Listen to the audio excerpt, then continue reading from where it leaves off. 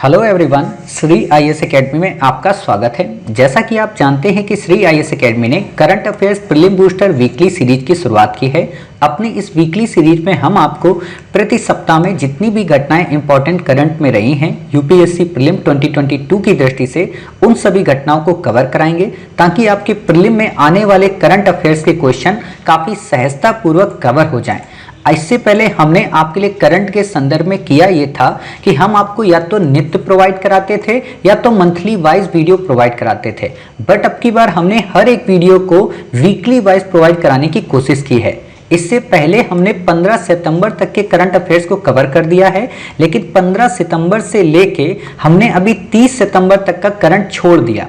ऐसा नहीं कि हम उसे कवर नहीं कराएंगे, हम उसे कवर कराएंगे, लेकिन अभी आप 1 अक्टूबर से अपना नोट्स बनाएं, 1 अक्टूबर से 7 अक्टूबर तक का, और ये आपके तीनों के तीनों पार्ट में कवर हो जाएंगे। जैसे 1 अक्टूबर से 7 अक्टूबर है, दूसरा पार्ट आपको 8 से 15 मिलेगा, तीसरा आपको 16 से 21 मिलेगा। ऐसे करके आपके पार्ट सारे आते रहेंगे ताकि आपका वीकली करंट अफेयर्स अच्छे से कवर हो जाए, ठीक है। और इसमें हमने जो चीजें कवर कराने की कोशिश की हैं वो पीआईबी के साथ साथ द हिंदू न्यूज़पेपर और भी जितने आर्टिकल्स हैं, पीआईबी हो गया, द हिंदू हो गया, ऑब्जर्वर रिसर्च फाउंडेशन हो गया, डाउन टू अर्थ मैगजीन हो गई, भूगोल आप हो गई, योजना, कुरुक्षेत्र, जितने भी घटनाएं होती हैं, मतलब एक कॉम्प्रीहेंड ढंग से जो यहाँ तक कि एडिटोरियल हम आपको प्रोवाइड कराते हैं उनको भी। एक इसके लिए बस चेतावनी ये है कि ये करंट अफेयर्स केवल और केवल यूपीएससी के एस्पायरेंट के लिए है। मतलब ये करंट अफेयर्स पीसीएस या अदर स्टेट एग्जाम के लिए बिल्कुल भी नहीं है। तो वो बच्चे जो स्टेट एग्जाम के लिए इसकी करंट अफेयर्स पढ़ना चाहते हैं वो इस क्लास को स्किप कर दें, क्योंकि यहाँ हम केवल यूपीएससी में किस लाइन पे कैसे प्रश्न आता है उस हिसाब से इसमें कवर कराते हैं, ठीक है। तो उसी दृष्टि में हम इस चीज को कवर करेंगे। आपको इसकी पीडीएफ हमारे टेलीग्राम चैनल पे शेयर कर दी जाती है। आप में से जिन बच्चों को टेलीग्राम चैनल ना पता हो तो वो टेलीग्राम पे जाके श्री आईएएस एकेडमी ऐसे बड़े बड़े शब्दों में डालें, आपको मिल जाएगा। अगर फिर भी नहीं मिलता है तो आप इसमें स्मॉल लेटर में डालें SHRIIAS 2021, ठीक है, आपको वहां पे मिल जाएगी, ठीक है।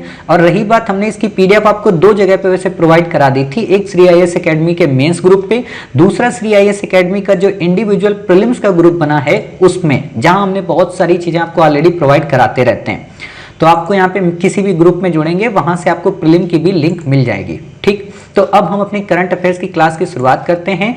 जो पीछे का रह गया है उसके लिए आप परेशान ना हो, समय समय पे हम वो सारे पीछे के कवर कर देंगे। वैसे हमारा जनवरी से कवर हो चुका है, बट हम उसको इसी वीकली फॉर्म में लाने की कोशिश करेंगे ताकि आपके सारे आर्टिकल मतलब जनवरी 2021 से लेके और आपका मई 2022 तक का कवर हो जाए और 5 जून का जो आपका एग्जाम है वो आप अच्छे से दे पाएं, ठीक है। तो आपको परेशान नहीं होना है। शुरू करते हैं अपना आज का पहला आर्टिकल।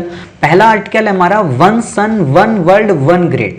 ये यूपीएससी के प्रीलिम में नहीं पूछा जाएगा, आपको बिल्कुल भी नहीं याद रखना है। बस इतना याद रखना है कि हाँ ऐसा कोई एक कॉन्सेप्ट चल रहा है और ये किसके मध्य कॉन्सेप्ट है, भारत व ब्रिटेन के मध्य। इससे ज्यादा आपको यहाँ पे नहीं याद रखना है, क्योंकि आपसे क्वेश्चन ऐसा पूछेगा जब मेंस में कि एनवायरनमेंट को प्रोटेक्ट करने के लिए या एनर्जी को प्रमोट करने के लिए या रिन्यूएबल एनर्जी के संदर्भ में और कौन कौन से सुझाव आप दे सकते हैं। तो उन सुझावों में आप ये सुझाव जरूर दे दें कि सरकार को 1 सन 1 वर्ल्ड 1 ग्रिड के कॉन्सेप्ट को अपनाना चाहिए। भले अभी सरकार चल रही है लेकिन अपनाई नहीं है ना, तो आप इसको मेंस में उपयोग कर लेना। बाकी ये प्रीलिम में आपके लिए इंपॉर्टेंट नहीं है, इसको आप छोड़ दीजिए। वर्तमान में 80 देश है, 90 आपसे बिल्कुल नहीं पूछेगा। विश्व बैंक तकनीकी सहायता दे रही है, आपसे नहीं पूछेगा, लेकिन लिख लो, ठीक है, पूछेगा नहीं। अगला है हमारा डिजी सक्षम कार्यक्रम। आपसे यूपीएससी के प्रीलिम में नहीं पूछेगा, मेंस की दृष्टि से जब भी आप डिजिटलाइजेशन के बारे में लिखते हैं, रोजगार के बारे में लिखते हैं तो इंपॉर्टेंट है। और सबसे बड़ी बात है, क्वेश्चन अगर पूछ भी दिया तो घुमाएगा कहां पे, मिनिस्ट्री में, कि कौन सी मंत्रालय है, तो आप बता देना श्रम मंत्रालय। अर्थात यहां पे आपके लिए स्किल डेवलपमेंट मिनिस्ट्री नहीं है। तो इस चीज को समझने की जरूरत है। बाकी आपसे क्वेश्चन नहीं पूछेगा। इसका पर्पज है कि ग्रामीण एवं अर्ध शहरी क्षेत्रों के युवाओं को प्रोत्साहन देना, साथ ही उनको रोजगार प्रमोट करने की बात करना। इसके अलावा आप मत याद रखिए। अगली बात आती है कि सरकार ने रोजगार देने के लिए युवाओं के संदर्भ में कौन कौन सी सरकारी पहलें की हैं। ये वास्तव में मेंस के लिए काफी इंपॉर्टेंट होता है। आप में से मेंस जिसने भी दिया है या नहीं दिया है, या बैक ईयर का कभी क्वेश्चन उठाना मेंस का, तो वहां पे क्वेश्चन पूछा है कि भारत सरकार ने गरीबी को समाप्त करने के लिए कई सारी पहलें की, लेकिन फिर भी अभी गरीबी पूरी तरह से समाप्त नहीं हो पाई, या इतनी सारी गरीबी से संबंधित योजनाओं के बावजूद भी भारत में गरीबी पूर्णतः समाप्त नहीं हो पाई। अपने तर्क सहित सुझाव दीजिए समाप्त करने के। तो ये तो तभी कर पाओगे ना जब गरीबी की सारी पहलें पता हो। तो वैसे ही अगर रोजगार से संबंधित पहलों पे क्वेश्चन आ जाए, और वैसे भी आजकल बेरोजगारी काफी बड़ा मुद्दा बन गया है, तो आपको पता हो कि सरकार ने कौन कौन सी योजनाएं चला रखी हैं, जैसे प्रधानमंत्री कौशल विकास योजना, राष्ट्रीय कैरियर सेवा, जनरेशन अनलिमिटेड इन इंडिया यानी कि युवा प्रोग्राम, प्रधानमंत्री मुद्रा योजना, प्रधानमंत्री रोजगार प्रोत्साहन योजना और मनरेगा। मनरेगा पे आपसे क्वेश्चन यूपीएससी में प्रीलिम में पूछा जा सकता है। जब कभी आर्टिकल आएगा तो वहां पे हम आपको इसे कवर करा देंगे। बाकी हमने पीछे मंथ में आपको कवर कराया है, तो इसलिए आपको ये 6 की 6 योजनाएं याद रखनी है, डेप्थ में नहीं याद रखना है, पॉइंट बनाने के लिए, ठीक है। महात्मा गांधी के बारे में ऑलरेडी हम आपको ट्रेडिशनल में अपनी इंडियन मॉडर्न हिस्ट्री में कवर कराएंगे। बस इतना याद रखो कि प्रवासी भारतीय दिवस जो है 9 जनवरी को, वो इन्हीं की याद में मनाया जाता है। कारण ये 1915 में जब दक्षिण अफ्रीका से इंडिया आए थे, तो इनके आवागमन यानी कि 9 जनवरी के इनके आगमन को इसी दिवस के रूप में मनाया जाता है। बाकी आपसे यहाँ पे क्वेश्चन नहीं पूछेगा। बात आती है इन्होंने अपने जीवन में कौन कौन सी पुस्तकें लिखी, तो वैसे इन्होंने बहुत सारी पुस्तकें लिखी, लेकिन कुछ फेमस हैं, चाहे अनासक्त योग हो, चाहे गीता माता हो, चाहे हिंद स्वराज हो, या सत्य के प्रयोग हो। गीता माता इनकी है, गीता रहस्य किसकी है, कमेंट बॉक्स में बताना आप, ठीक है। अगला आर्टिकल है काफी इंपॉर्टेंट, मतलब बहुत ही ज्यादा इंपॉर्टेंट, जनहित याचिका को लेके। नॉर्मल तौर पे आप जितनी भी पॉलिटी की बुक पढ़ते हैं वहां पे जनहित याचिका यानी कि पीआईएल के बारे में आपको जानकारी मिलती है, बट यहां पे आपको कुछ 2-3 नए पॉइंट मिलेंगे जिससे यूपीएससी क्वेश्चन पूछ सकती है। पहला क्वेश्चन यही पूछेगी कि जनहित याचिका का मुख्य उद्देश्य है, तो आपको पता होना चाहिए कि ये मानव अधिकारों और समानता को आगे बढ़ाने के लिए सार्वजनिक चिंता के मुद्दों को उठाने के काम आती है, अर्थात सार्वजनिक लोगों के हितों से संबंधित ये काम करती है, ना कि पर्सनल, ठीक है। दूसरी खास बात कि ये अमेरिकन अवधारणा है, यानी कि भारत में ये मूल रूप से नहीं थी, इसे अमेरिका से हमने लिया है। तीसरी इंपॉर्टेंट बात कि यह पीड़ित पक्ष द्वारा नहीं बल्कि स्वयं न्यायालय या किसी अन्य निजी पक्ष द्वारा विधिक अदालत में पेश किया जा सकता है, अर्थात यह जरूरी नहीं है कि केवल पीड़ित पक्ष ही इसे दाखिल करे, कोई और व्यक्ति जो उसकी पीड़ा को देख रहा है, समझ रहा है, तो वो जाके दाखिल कर सकता है। तो ये एक इंपॉर्टेंट यहाँ पे फीचर है। दूसरी इंपॉर्टेंट बात है कि क्या इसे कॉन्स्टिट्यूशन में शुरू में रखा गया था, तो बिल्कुल भी नहीं, ये बाद में आई है, अर्थात ये न्यायिक सक्रियता के माध्यम से अदालतों द्वारा जनता को दी गई एक शक्ति है। न्यायिक सक्रियता क्या होता है, आप लोगों ने हमेशा पढ़ा होगा कि न्यायिक सक्रियता का मतलब होता है जुडिशरी यानी कि न्यायपालिका का कार्यपालिका और विधायिका के क्षेत्र में जाकर कानून बनाना या उनको प्रेशराइज करना कि आप एक कानून बनाएं। एक और आपने वर्ड सुना होगा न्यायिक पुनर्विलोकन। न्यायिक पुनर्विलोकन का मतलब यह होता है कि विधायिका और कार्यपालिका के द्वारा पारित किए गए किसी अधिनियम की संवैधानिकता की जांच करना। ये तीनों वर्ड अपने आप पे इंपॉर्टेंट हैं। न्यायिक सक्रियता का मतलब होता है कि क्षेत्र में जाकर कानून बनाने के लिए कहना, जैसे 3 तलाक को लेके सुप्रीम कोर्ट ने न्यायिक सक्रियता दिखाई, ठीक है। सीए एनआरसी को लेके उसकी संवैधानिकता की जांच की, तो वो न्यायिक पुनर्विलोकन हो गया, या कहें न्यायिक समीक्षा हो गई, ठीक है। इंपॉर्टेंट बात ये याद रखना कि जो जनहित याचिका है ये केवल सर्वोच्च न्यायालय और उच्च न्यायालय यानी कि सुप्रीम कोर्ट और हाई कोर्ट में दायर की जा सकती है।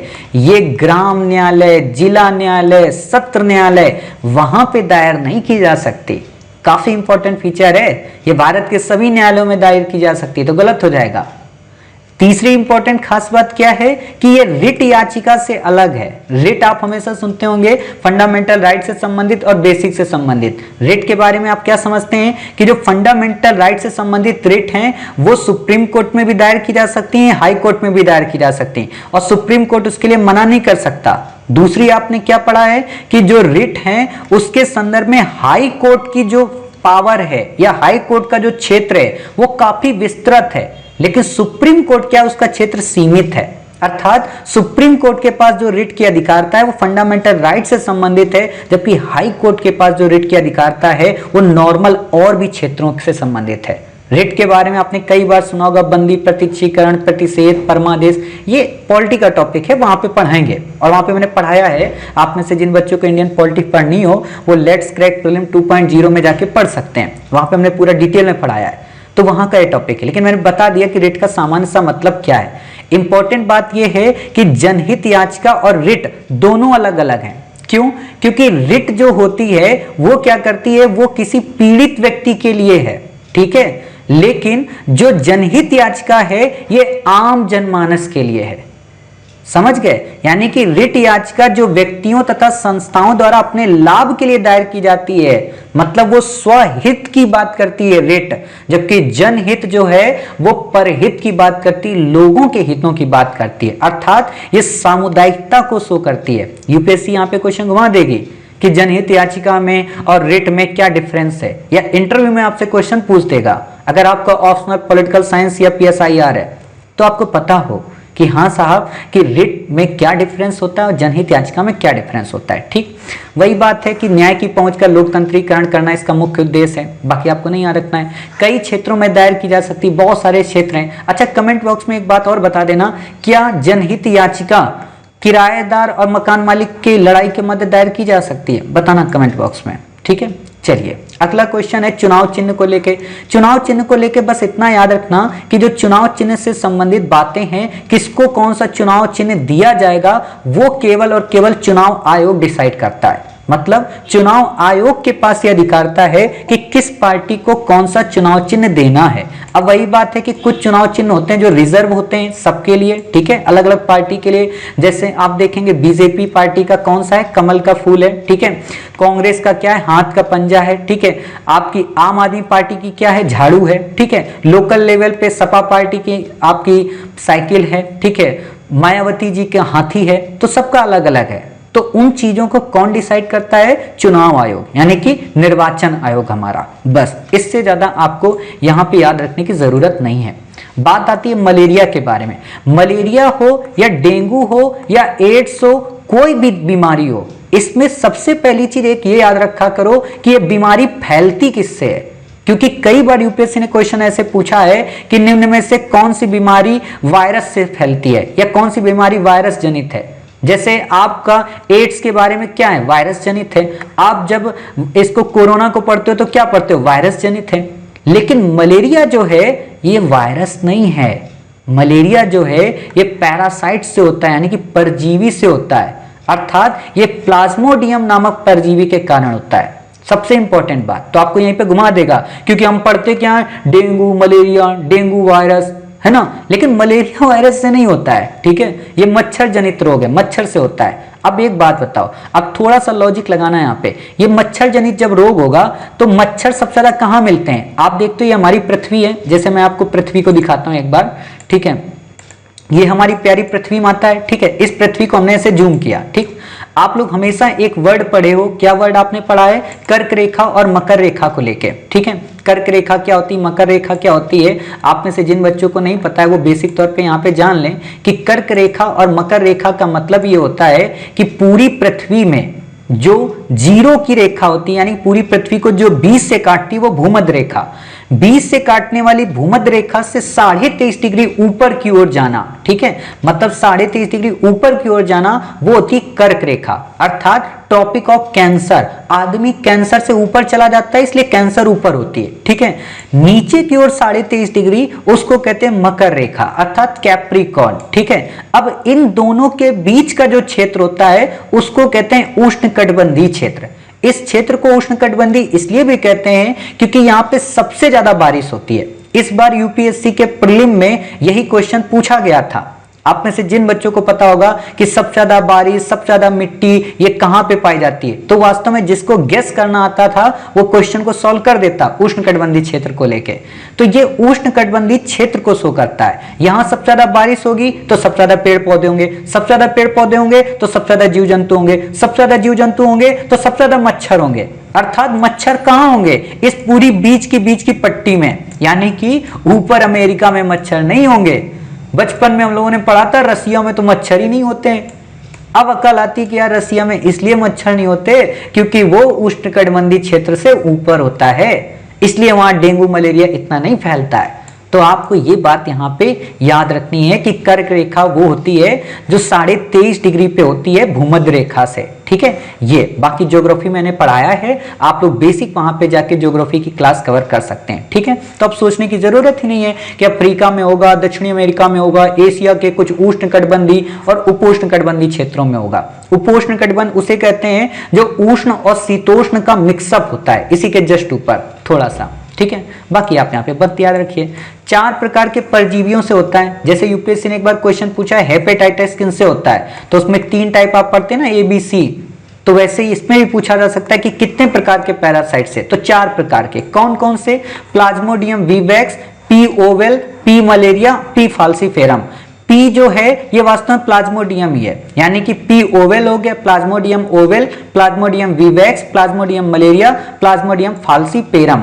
बाकी आपको यहाँ पे कुछ भी नहीं याद रखना है। क्या इसकी कोई दवा उपलब्ध है? तो क्लोरोक्विन नाम की इसकी दवा उपलब्ध है। और इंपॉर्टेंट बात है, दुनिया की पहली वैक्सीन मास्क्वेरिक्स अब आ चुकी है, जिसको WHO ने अप्रूवल दे दिया है, ठीक है। यानी कि मास्क्वेरिक्स क्या है? ये मलेरिया की पहली वैक्सीन है। कुछ बच्चों के दिमाग में क्वेश्चन कि साहब दवा में और वैक्सीन में क्या डिफरेंस है? वैक्सीन को हिंदी में कहते हैं टीका, यानी कि टीका और दवा में क्या अंतर है? दवा को इंग्लिश में कहते हैं ड्रग। तो आपको एक बात बता दें, ठीक है, हो सकता है आप में कुछ बच्चों को ना पता हो, वैक्सीन उन लोगों को दी जाती है जिनको वो रोग नहीं हुआ होता है, मतलब वो रोग होने से पहले का एक प्रोटेक्शन है वैक्सीन। दवा वो होती है जिसको कोई रोग हो गया है उसके बाद उसको ठीक होने के लिए दिया जाता है। जैसे सिंपल सी बात है, आप में से जिसको कोरोना नहीं हुआ है तो उसने वैक्सीन लगवाई है, और जिसको कोरोना हो गया है उसने दवा खाई है। तो यानी कि अगर अब आपसे कोई पूछे कि साहब वैक्सीन का सामान्य सा अंतर क्या है, तो बता देना वैक्सीन शुरुआती दौर में दी जाने वाली एक दवा है, ताकि उसको भविष्य में आगे कोई बीमारी उससे ना हो, ठीक है। बचपन में आपने देखा होगा बच्चों को बहुत सारे टीके लगते हैं, वो इसलिए लगाए जाते हैं ताकि भविष्य में उनको कोई बीमारी ना हो। तो वही चीज है कि दवा बीमार इंसान को दी जाती है, उस रोग से जो संलिप्त हो जाता है उसको दी जाती है, यानी कि ड्रग उसको दिया जाता है, और वैक्सीन उसको दी जाती है जो अभी बीमार नहीं है। अब आपसे क्वेश्चन पूछा जाएगा क्या कोरोना की ड्रग है हमारे यहाँ? तो नहीं है। कोरोना की भी वैक्सीन आई है, ड्रग नहीं आया, पूरे वर्ल्ड में ड्रग नहीं आया, तो इसलिए दवा नहीं बनी है, ठीक है। अगला आर्टिकल है हमारा जल जीवन मिशन, प्रीलिम की दृष्टि से काफी इंपॉर्टेंट है।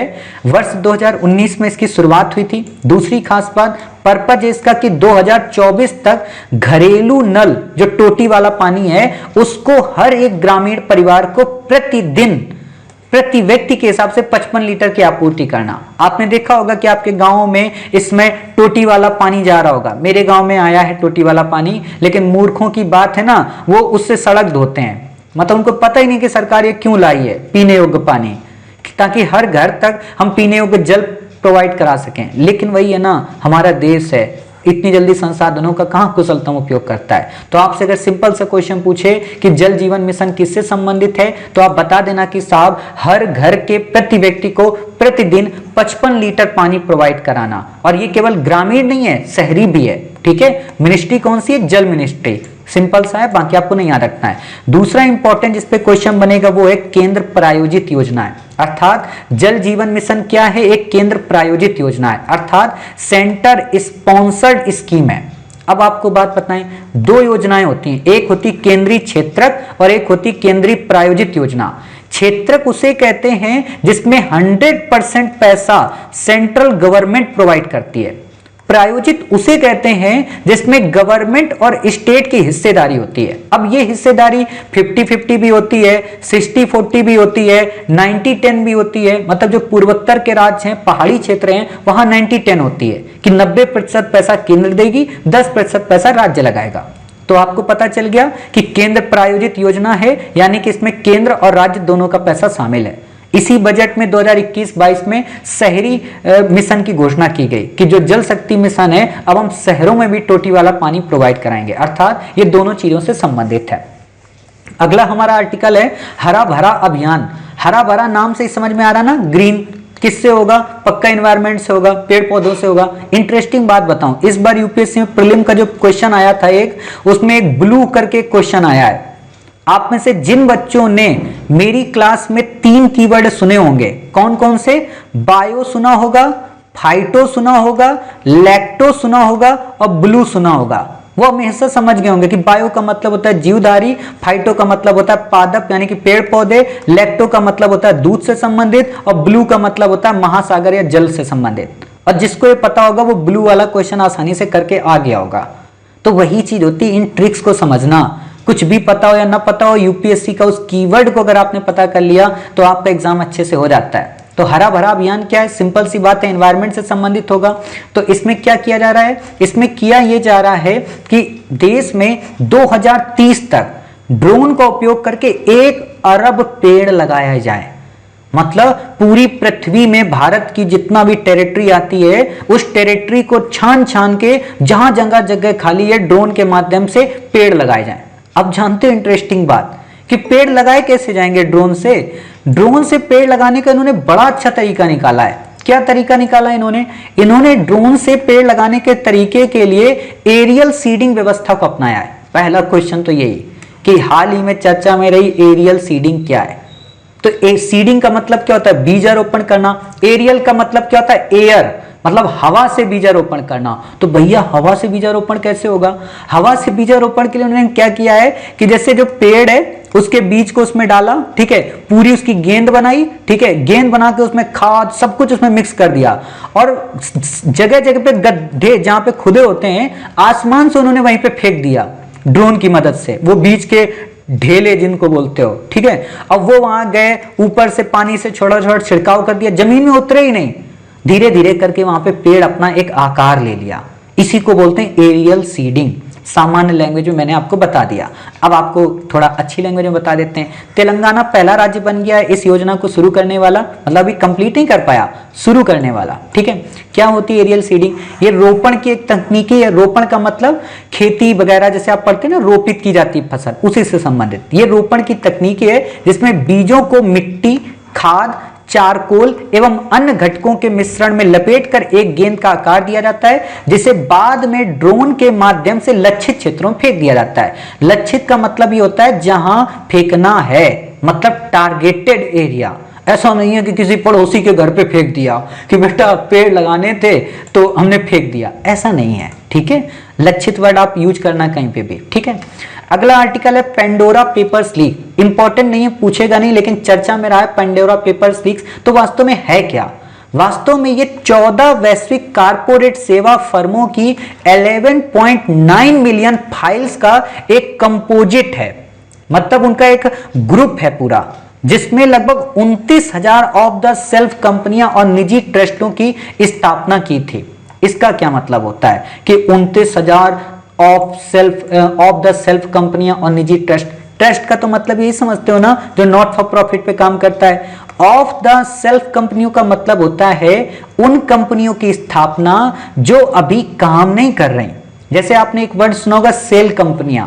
ये सेल कंपनियां क्या करती हैं कि ये खुद फालतू की ऐसी दुकान खोल लेंगी, एक कोई इनका ऑफिस नहीं, कोई इनका काम नहीं, कोई भी काम नहीं करते, लेकिन खाम खा का ऑफिस खुला है, 2 मूर्ख बैठे हैं, फालतू के 2-3 कागज रखे हैं, बस। काम क्या होता है इनका? काम होता है भ्रष्टाचार का जो पैसा है उसको व्हाइट करना, मतलब ब्लैक मनी को व्हाइट मनी करना। अब आप में से एक क्वेश्चन आया था प्रीलिम में ब्लैक मनी के बारे में, और उस पर बड़ा अच्छा क्वेश्चन था कि कर का अपवंचन जिसको पता है वो उसको कर देता सही से, और मैंने पढ़ाया भी था आप लोगों को ब्लैक मनी के बारे में। खैर, और वो वैसे भी बैक ईयर का क्वेश्चन था। एस्ट्रो क्या है? एस्ट्रो अमेजन का होम रोबोट है, इसके अलावा आपको याद नहीं रखना है। अमृत मिशन क्या है? अभी आपने जल जीवन मिशन पढ़ा, बिल्कुल सेम टू सेम वही चीज है, बस थोड़ा डिफरेंस है। क्या डिफरेंस है?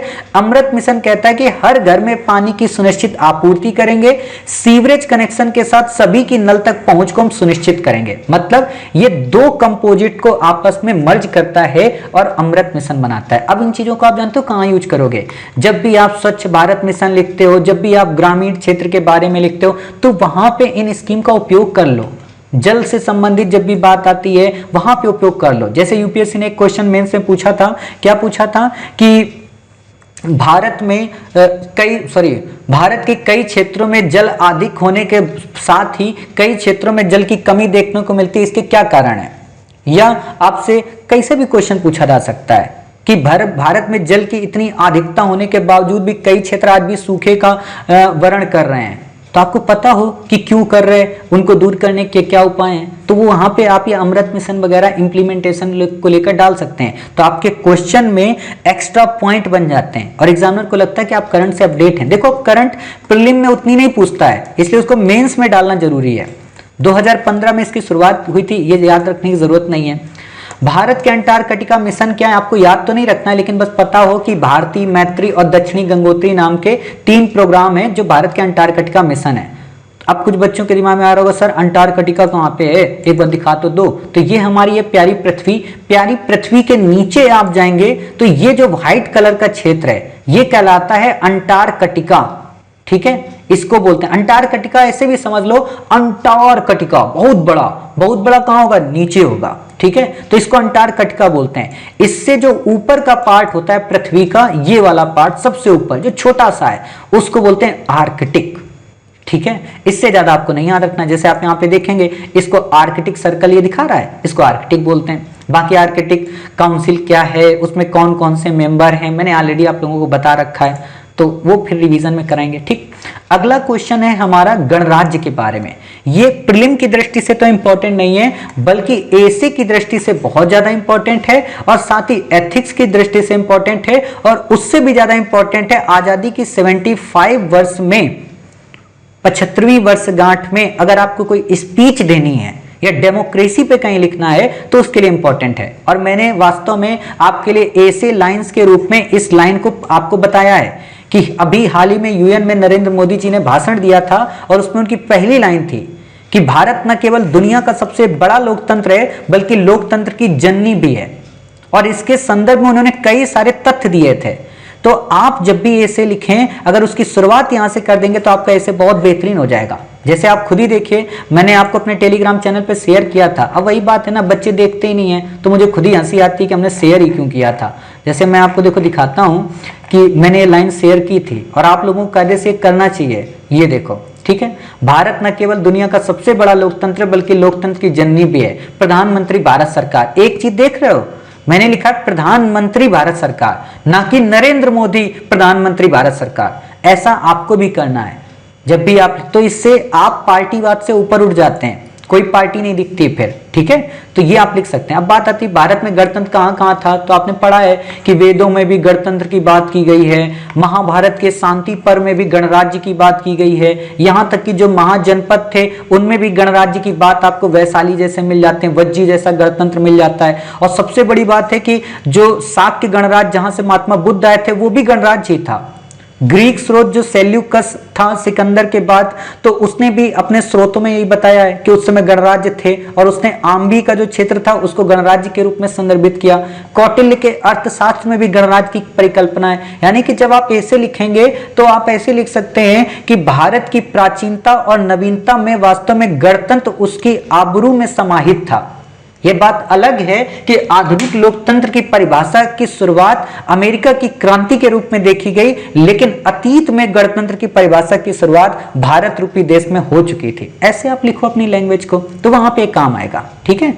अगला हम देखते हैं नागरिकता को लेके, काफी इंपॉर्टेंट है। सबसे पहला क्वेश्चन तो यही बनेगा, नागरिकता का अधिकार किसके पास है? संसद के पास, यानी कि राज्य विधानमंडल नागरिकता से संबंधित कानून नहीं बना सकता। दूसरी चीज, नागरिकता से संशोधन से संबंधित जो विधेयक आते हैं वो किस अधिनियम से वो होते हैं? साधारण बहुमत से। लिख लेना, इसमें मैंने लिखा नहीं है, बाकी नागरिकता जो पॉलिटी में पढ़ाया वहां पे बताया। अभी तक नागरिकता कितनी बार संशोधित हो चुकी है? अधिनियम 8 बार। इंपॉर्टेंट है, क्या इंडियन कॉन्स्टिट्यूशन में नागरिक शब्द को परिभाषित किया गया है? ये किसी बुक में नहीं मिलेगा। तो भारतीय संविधान में नागरिक शब्द को परिभाषित नहीं किया गया है, बट नागरिक की पात्रता को ध्यान में रखते हुए भाग 2 में बताया जरूर गया है। भाग 2 इंडियन कॉन्स्टिट्यूशन का किससे संबंधित है? नागरिकता से। टोटल कितने भाग हैं? 22 भाग हैं। तो ये इंपॉर्टेंट फीचर आपको याद रखना है। एक और इंपॉर्टेंट फीचर, क्या नागरिकता 26 जनवरी 1950 से लागू हुई थी? ना बाबूजी, जब हमारी प्रस्तावना 26 नवंबर 1949 ईस्वी मिति माघ से शुक्ल सप्तमी संवत 2006 विक्रमी एतद द्वारा आत्मसमर्पित की गई थी, अंगीकृत की गई थी, तभी ये लागू हो गया था। यानी कि 26 नवंबर 1949 को ही नागरिकता रूपी प्रोविजन हमने इंप्लीमेंट कर दिया था। तो आपसे ये क्वेश्चन बन सकता है, कितने तरीके से हम नागरिकता प्राप्त कर सकते हैं? 5 तरीके से। कितने तरीके से छोड़ सकते हैं? 3 तरीके से। जन्म से प्राप्त कर लेंगे, वंश से प्राप्त कर लेंगे, पंजीकरण से प्राप्त कर लेंगे, देशीकरण से प्राप्त कर लेंगे, क्षेत्र समावेशन से प्राप्त कर लेंगे। अर्थात हमारे पास इतने तरीके होते हैं जिनके माध्यम से हम इन चीजों को प्राप्त कर लेंगे। ठीक है, त्याग कितनी तरीके से सकते हैं? 3 तरीके से। एक तो स्वैच्छिक, दूसरा बर्खास्त, तीसरा सरकार द्वारा वंचित। स्वैच्छिक का मतलब क्या है कि हमारी मर्जी है कि हम ब्रिटेन के नागरिक बन जाएं, तो भाई चले जाओ। बर्खास्तगी का मतलब क्या है कि आपने मान लीजिए कहीं और की नागरिकता ले ली, सरकार को बताया ही नहीं। ठीक है। सरकार द्वारा वंचित का मतलब कि मान लीजिए आपने क्या कहते हैं कोई स्टेटमेंट दे दिया गलत, मतलब देश की यूनिटी के अगेंस्ट आपने दे दिया और कोई ऊट पटांग की बातें करने लगे, देशद्रोही टाइप के हो गए, तो सरकार आपको भगा देगी। या फर्जी तरीके से आपने लिया है, झूठे दस्तावेज पेश करके, तो भी आपको भगा देगी। इससे ज्यादा आपको नहीं याद रखना। बच्चे रटते रहते हैं OCI PIO कार्ड, ये सब यूपीएससी नहीं पूछती है, आपको नहीं याद रखना है। ठीक है। अगला आता है भारत में वनों की स्थिति को लेकर 2019 की जो फॉरेस्ट रिपोर्ट आई है उसके अनुसार कहा गया है कि भारत में 24.56% जो टोटल इंडिया की टेरिटरी एरिया है उसका वन क्षेत्र है। ठीक है, यानी कि 24.56% क्षेत्र पे भारत में वनों की उपलब्धता मिलती है। यूपी पीसीएस में भी मुझे लगता है कि एक बार क्वेश्चन पूछा गया है जहां पे उसने इतना ही गंदा डाटा दिया था कि 23.35, 24.54, 24.56, 22.35, ऐसा गंदा डाटा। तो आपको ये डाटा यूपीएससी के लिए नहीं याद रखना है, पीसीएस वीसीएस देते हो तो उनके लिए इंपॉर्टेंट है। वैसे भी कल प्रीलिम का एग्जाम ही है शायद पीसीएस का। ठीक है। अब क्वेश्चन जो यूपीएससी ने आपसे पूछा था एक बार, तो वो क्या पूछा था? वो ये पूछा था कि भारत में सबसे ज्यादा वन और सबसे कम कहां पे हैं। अर्थात सबसे ज्यादा का मतलब अगर आपसे पूछ ले अवरोही क्रम लगाएं, तो अवरोही क्रम का मतलब होता है ज्यादा से कम।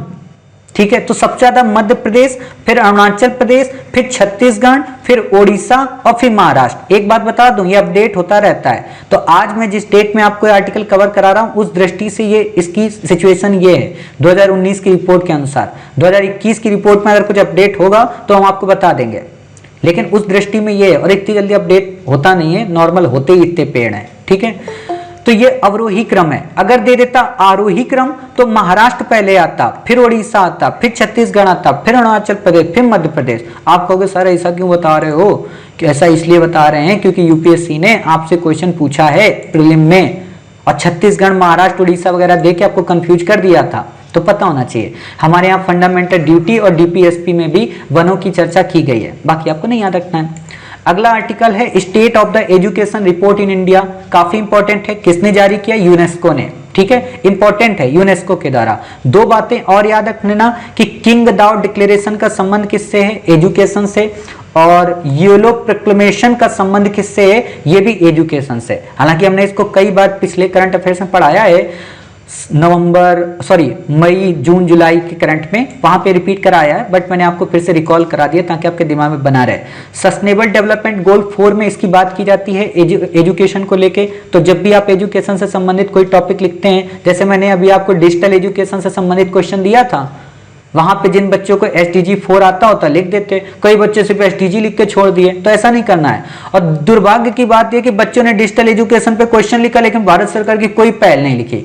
तो इसलिए आपके दिल टूटे ना, सरकार की पहलें आपको पता रहे, तो हमने यहाँ पे सारी पहलें दे दी सरकार की। तो ये आप मेंस में भी यूज कर लेना कि निपुण भारत मिशन हो, निष्ठा प्रोग्राम हो, न्यू एजुकेशन पॉलिसी जो 2020 आई है, सर्व शिक्षा अभियान हो, PM पोषण योजना हो, शिक्षा का अधिकार हो, बेटी बचाओ बेटी पढ़ाओ हो। ठीक है, स्वयं पोर्टल की बात हो, मनोदर्पण इनिशिएटिव हो, ठीक है, दीक्षा पोर्टल हो, इन सबको आप यहाँ पे लिख सकते हैं। समझ गए? तो आपके काम आ जाएगा। इंपॉर्टेंट बात यह है कि अभी तक लगभग 11 देश ऐसे हैं जो पूरे वर्ल्ड से मलेरिया को एलिमिनेट कर चुके हैं। अब ध्यान रखना, इंडिया ने अभी तक नहीं एलिमिनेट किया है। इंडिया से क्या एलिमिनेट हो चुका है आपको पता है?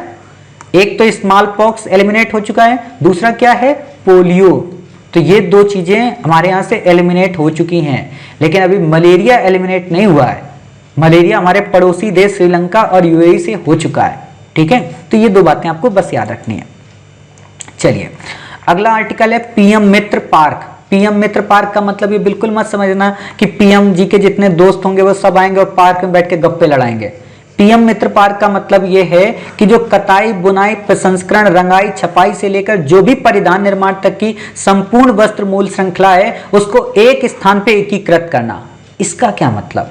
इसका मतलब ये है कि जैसे कहीं पे कताई होती है, कताई का मतलब क्या होता है, जैसे रुई वगैरह जो होती है ना, रुई के पेड़ से जब रुई निकलती है तो उसको धुना जाता है आपकी लोकल लैंग्वेज में। जैसे इसमें सर्दी का मौसम चल रहा है, ठीक है, तो उसको धुना जाता है। फिर उस रुई से धागे को बुना जाता है, बुनने के बाद फिर उसको प्रसंस्कृत किया जाता है, मतलब उसके अंदर जितनी भी डस्ट होती है उसको बाहर निकाला जाता है। फिर उसमें कलर चढ़ाए जाते हैं, फिर उस पर छपाई होती है और फिर एक कोई ड्रेस बनती है। जैसे आप लोग इसमें जो टी शर्ट पहने होंगे या आप में से जो देवी स्वेटर वगैरह पहनी होंगी, ठीक है, जो रजाई में आप लोग रात को सोएंगे गद्दे में, उसमें जो डिजाइन अलग अलग फूल वगैरह दिखते हैं ना, दिल वगैरह, वो सब इसी चीज से संबंधित है। तो उन सब को एक जगह लाना, अर्थात ये वस्त्र निर्माण क्षेत्र को या वस्त्र निर्माण इंडस्ट्री को या एमएसएमई सेक्टर को प्रमोट करने की बात करता है। बाकी आपको यहां पे नहीं याद रखना है कुछ भी। सेकेड पोर्टल क्या है? सेकेड पोर्टल नाम से समझ जाओगे, पूरा नाम है सीनियर एबल सिटीजन फॉर री एम्प्लॉयमेंट इन डिग्निटी। री एम्प्लॉयमेंट किसको? सीनियर सिटीजन को, मतलब वो वृद्धजन, वो वरिष्ठ नागरिक जो वरिष्ठ हो चुके हैं, सिंपल सी बात है, 60 वर्ष के बाद, उनको पुनः रोजगार देना सम्मान के साथ, ताकि वो अपनी जिंदगी थोड़ी अच्छी से गुजार लें। कई बार होता है ना, बुढ़ापे में घर वाले बच्चे उनको घर से निकाल देते हैं, तो उनको रोजगार देना ताकि वो अपनी इनकम श्योर कर सकें। अब जब भी आप सोशल जस्टिस से संबंधित मैं आपको टॉपिक पढ़ाऊंगा वृद्धावस्था, बूढ़ों के बारे में, तो वहां पे आप इस पोर्टल का उपयोग कर लेंगे, आपको अन्य की अपेक्षा 1 से 2 नंबर अतिरिक्त मिल जाएंगे। हालांकि वहां जब हम पढ़ाएंगे तो भी आपको बताएंगे, बट अभी जरूरी है, ठीक है। मिनिस्ट्री सामाजिक न्याय एवं अधिकारिता के द्वारा 60 वर्ष से अधिक आयु के लोग इसमें शामिल हैं। बाकी आपको यहाँ पे याद रखने की जरूरत नहीं है। इंपॉर्टेंट बात बस ये याद रख लेना कि जब वृद्धावस्था से संबंधित वहां सुझाव दोगे, सुझाव में तब आप यूएन का डिक्लेरेशन, यूएन के बारे में बता सकते हैं कि संयुक्त राष्ट्र महासभा यानी कि यूनाइटेड नेशन जनरल असेंबली ने 2021 से 2030 के दशक को स्वस्थ वृद्धावस्था दशक के रूप में घोषित किया है। तो ये अपने आप में बहुत बड़ी बात है, इससे ज्यादा आपको यहाँ पे याद नहीं रखना है, ठीक है। अगली बात आती है ग्रीन टर्म लोन। अब ग्रीन का मतलब क्या होता है? हरित। हरित का मतलब क्या होता है? हरा। हरा का मतलब क्या होता है? पर्यावरण। तो सिंपल सी बात है, ग्रीन टर्म लोन किसके लिए दिया जाएगा? पर्यावरणीय परियोजनाओं से। बाकी क्या याद रखना है आपको? इससे ज्यादा कुछ भी मत याद रखो, इससे ज्यादा आपसे पूछेगा ही नहीं।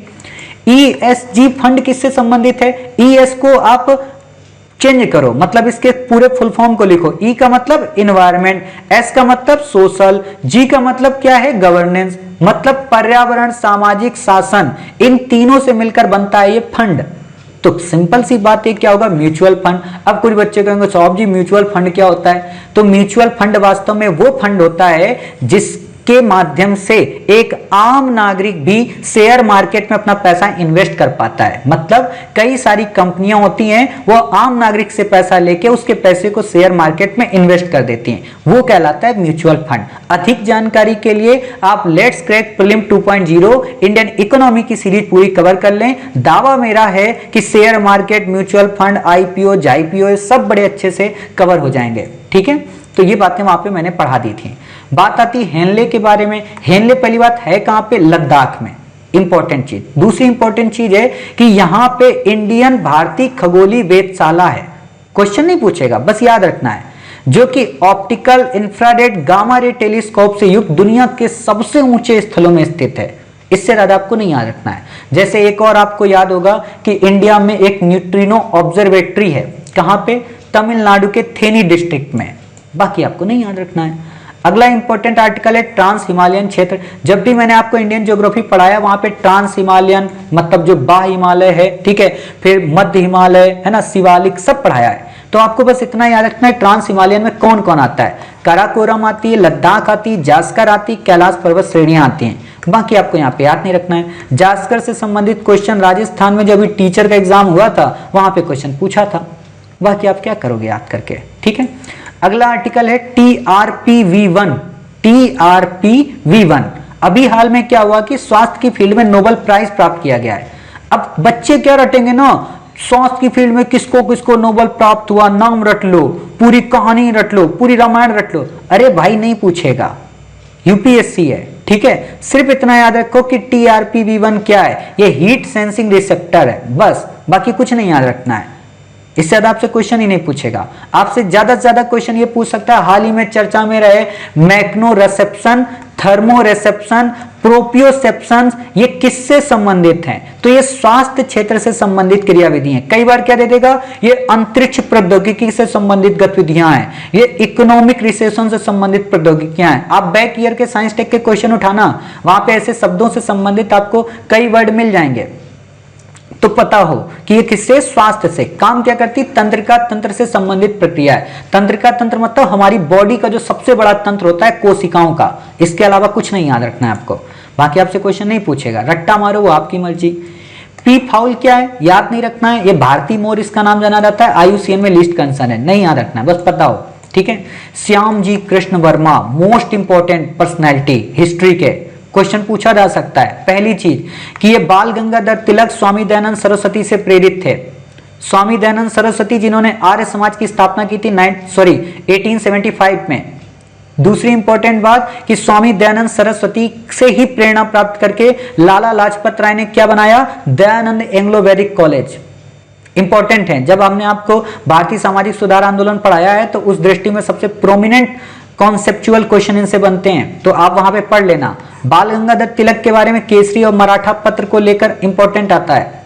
द आर्किटिक होम नाम की इन्होंने पत्रिका लिखी थी, तो ये चीजें पता हो आपको, ठीक है।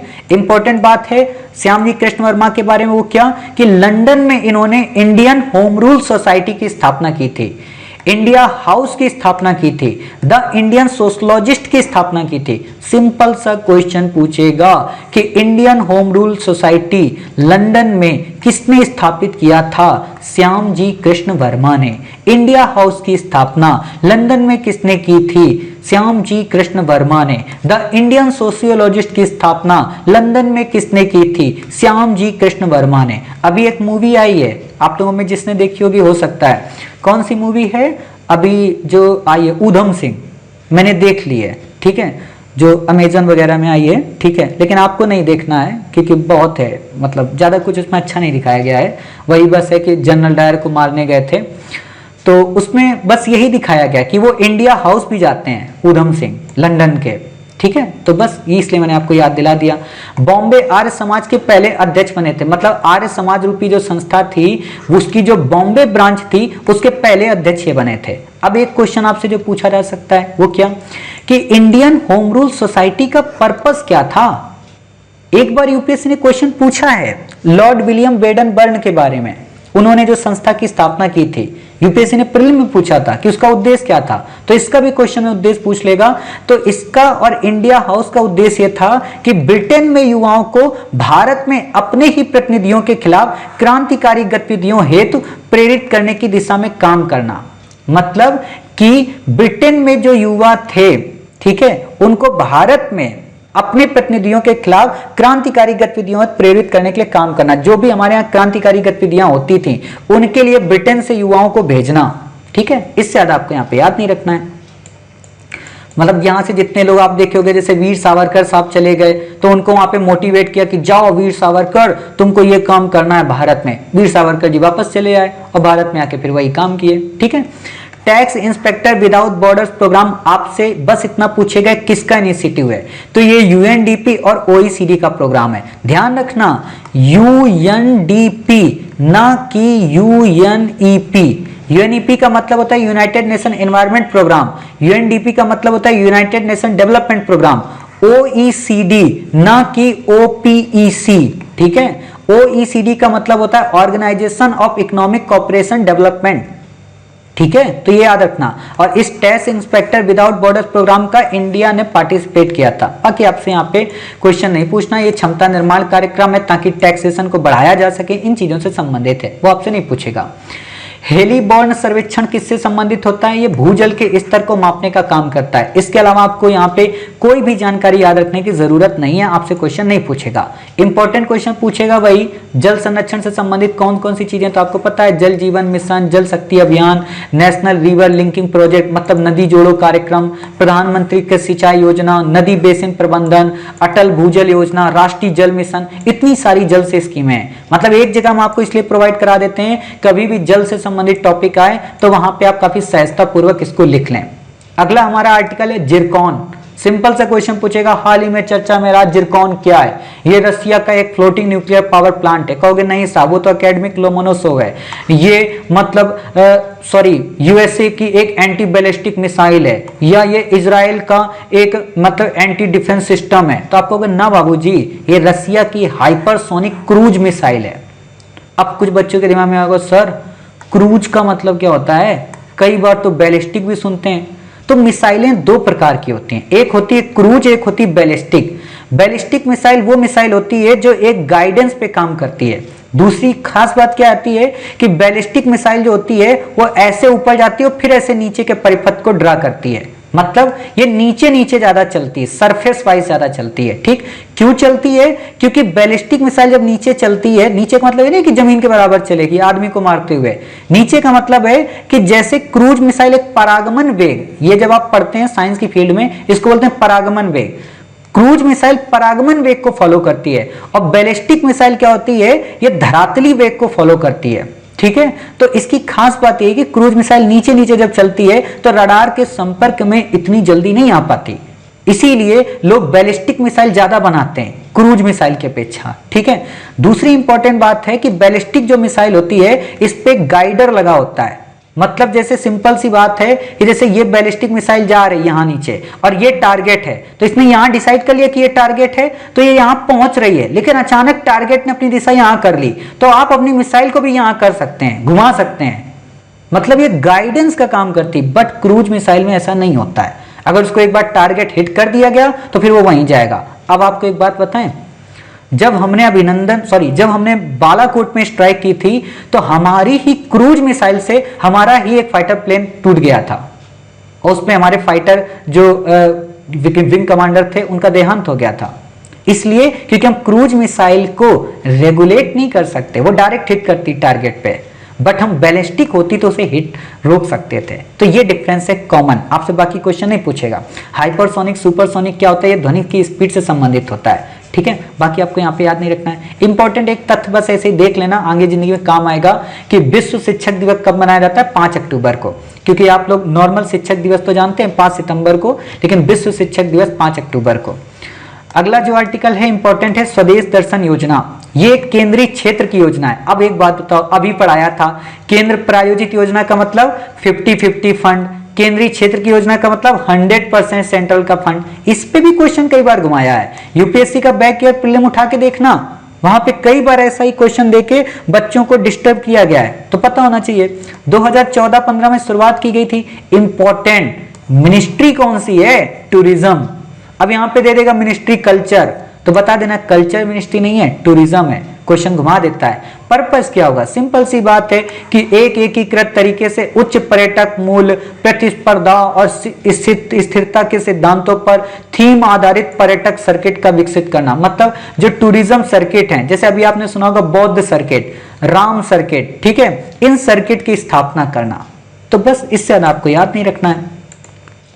प्रसाद योजना वास्तव में इसी से संबंधित है, लेकिन प्रसाद योजना में खास बात क्या है कि बुनियादी इंफ्रास्ट्रक्चर को बिल्डअप करने की बात। मान लो हमने सर्किट की तो बात कर ली, लेकिन बौद्ध सर्किट तक कुशीनगर तक जाने की सड़क ही सही नहीं है, कुशीनगर का एनवायरमेंट ही नहीं सही है, तो फिर एयरपोर्ट बनाना पड़ेगा, सबसे लंबा रनवे बनवाना पड़ेगा, और बनवा भी दिया हमने, तो वो प्रसाद योजना से आ जाता है। बाकी आपको नहीं याद रखना है। अगला जो इंपॉर्टेंट आर्टिकल है वो है हमारा गुरु घासीदास राष्ट्रीय उद्यान। ये वास्तव में छत्तीसगढ़ का तीसरा टाइगर रिजर्व के रूप में घोषित किया गया है। तीसरा है कि दूसरा है, चौथा ये आपको नहीं याद रखना है, बस इतना याद रखना है कि गुरु घासीदास राष्ट्रीय उद्यान कहाँ है? छत्तीसगढ़ में। दूसरा क्वेश्चन याद रखना, तमोर पिंगला वन्यजीव अभ्यारण्य कहाँ है? छत्तीसगढ़ में। अब एक क्वेश्चन और पूछ सकता है कि छत्तीसगढ़ में और कौन कौन से हैं, तो और बस सिंपल है, उदांती, सीता नदी, अचन कमार, इंद्रावती रिजर्व। इसके अलावा आपको कुछ याद ही नहीं रखना है। ठीक है, कि छत्तीसगढ़ के कौन कौन से पार्क हैं या कौन कौन से नेशनल पार्क हैं, इसके अलावा आपसे क्वेश्चन नहीं पूछेगा। तो इस तरीके से हमने अपने इस आर्टिकल में 1 अक्टूबर से लेकर 7 अक्टूबर तक के इंपॉर्टेंट करंट अफेयर्स को कवर कर लिया। उम्मीद है कि इतना संक्षिप्त और इतना विस्तृत ढंग से करंट अफेयर्स आपकी यूपीएससी प्रीलिम 2022 की दृष्टि से काफी इंपॉर्टेंट सिद्ध होगा, वरना इसकी प्रासंगिकता और इसकी सिद्धता को जानने के लिए आप हमारी let's crack 2.0 current affair series देख सकते हैं और उसमें पढ़ाए गए सारे आर्टिकल को आप 2021 के प्रीलिम से मैच कर सकते हैं। आपको समझ में आ जाएगा कि सच में जो हमने पढ़ाया था वो कितना उपयोगी था। तो मिलते हैं अपने अगले पार्ट में या कहें अगले वीक में 8 अक्टूबर से लेके 15 अक्टूबर तक के इंपॉर्टेंट करंट अफेयर्स के साथ। तब तक अपना ख्याल रखिए, स्वस्थ रहिए। जय हिंद, जय भारत, वंदे मातरम, भारत माता की जय।